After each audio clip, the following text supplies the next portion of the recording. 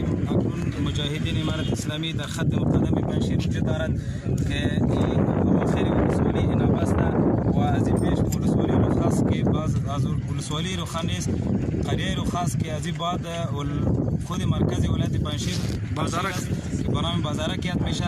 ما به تمام مردم پنجشیر اطمینان میتیم که امارت اسلامی مجاهدین با کل اقوامی که در افغانستان وجود دارد و خصوصا که فی الحال که جنگ در پنجشیر است، امارت اسلامی با عفو عام کرده، عفو عمومی است، هیچ کس کار نداره.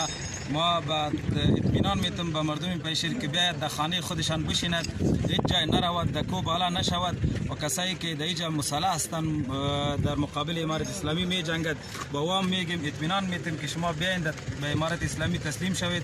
و خصوصا مردمایی که از اینجا از این ساحات گریخته رفته در کو بالا شده، سیاسرایشان در کو برده، اشتکا و ماشوما را در کو بالا کرده، با اطمینان میتونم که بیاید در خانه خودشان، هیچ کس با کار نداره. اینجا کمیسیون موجود است، اینجا امارت اسلامی کلانه امارت اسلامی اینجا وجود داره. انشالله که به هیچ کسی گفته چیزی نمیتونه.